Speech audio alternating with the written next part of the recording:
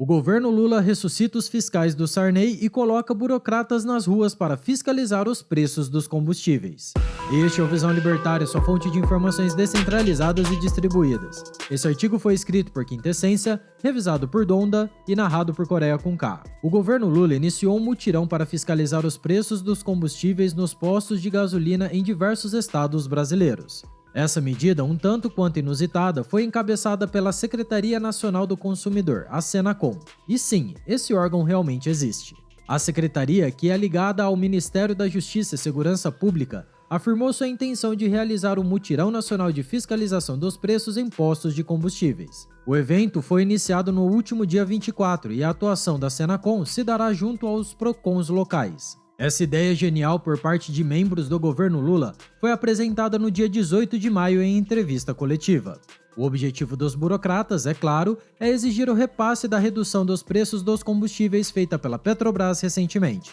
Graças à nova política de preços da estatal, e esse tema vale um vídeo à parte, houve uma redução de 44 centavos no preço do litro do diesel e de 40 centavos no preço do litro da gasolina. A Senacom, portanto, quer impor essa redução de preços na marra nas bombas de combustíveis, que atendem ao consumidor final. A ideia desse mutirão foi concebida como uma resposta a denúncias de supostos abusos e fraudes cometidos por postos de gasolina. A acusação é de que em todo o país vários postos aumentaram o preço dos combustíveis antes do anúncio da redução feita pela Petrobras. Assim, eles poderiam repassar a redução no valor dos combustíveis, mas sem diminuir o preço na prática, apenas retornando aos mesmos patamares anteriores. O objetivo do multirão, portanto, seria fiscalizar a política de preço dos postos, comparando os valores anteriores com aqueles praticados após a redução dos preços feita pela Petrobras. Essa foi inclusive a justificativa oficial dada pelo secretário nacional do consumidor, Vadi Damus. Segundo o burocrata, nós temos que entender e reconhecer que essa medida da Petrobras e do governo brasileiro beneficia toda a população brasileira e tem que ser cumprida, e sua execução fiscalizada. Ele, contudo, afirmou que o governo não está criminalizando os postos de combustíveis. Essa seria apenas uma medida visando garantir justiça social nos preços do diesel e da gasolina, ou qualquer outra baboseira do tipo. Contudo, ao contrário do que afirmou o secretário, o chefe imediato, Flávio Dino, ministro da Justiça do governo Lula, deixou clara a intenção do governo em punir os empresários malvadões. De acordo com Flávio Dino, poderão ser aplicadas penas que vão desde multas até a suspensão das atividades dos postos que forem flagrados praticando esses abusos. O ministro afirmou também que, embora os preços não sejam tabelados, é preciso que haja bom senso por parte dos comerciantes. Será que isso não soou como uma ameaça velada aos donos dos postos de combustíveis? Já o ministro de Minas e Energia, Alexandre Silveira, não foi tão sutil assim. Ele preferiu deixar claro o desejo do governo Lula de punir severamente os comerciantes. De acordo com o ministro, haverá mão firme do governo para que a queda do preço chegue na bomba. Não há dúvidas, portanto, de que esse patético mutirão de fiscalização nos postos de combustíveis quer mesmo impor preços mais baixos na marra. É claro que algumas perguntas são logo levantadas, assim que tomamos consciência dessa medida estúpida adotada pelo governo Lula. Em primeiro lugar, qual o preço será considerado justo nessa fiscalização? A redução nos postos terá que seguir centavo por centavo a redução feita pela Petrobras? Ou serão aceitas reduções parciais? O importante é a gasolina e o diesel ficarem mais baratos?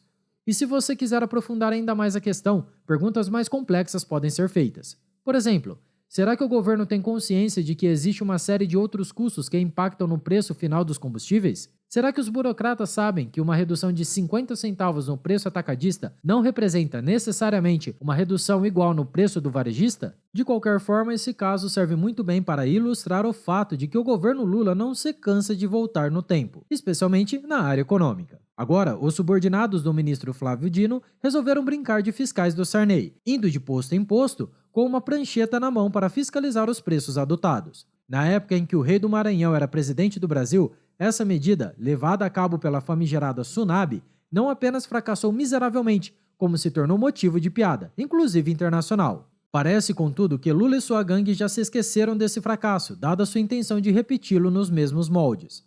Mais uma vez, trata-se daquela velha sina brasileira: culpar o empresário por problemas que, em última instância, foram causadas pelo Estado. Acontece que essa forma de ação é muito mais fácil e conveniente. Não dá trabalho para o governo colocar uns burocratas nas ruas para encher o saco dos comerciantes. Pelo contrário, isso até agrega algum capital político. Também é muito vantajoso transferir a culpa de seus próprios erros para terceiros.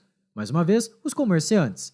Enquanto isso, as verdadeiras causas dos preços altos dos combustíveis continuam lá, atormentando os consumidores. O fato é que medidas de redução de preços na base da canetada ou por meio de fiscalização de burocratas estatais não se sustentam no longo prazo. A história nos demonstra isso.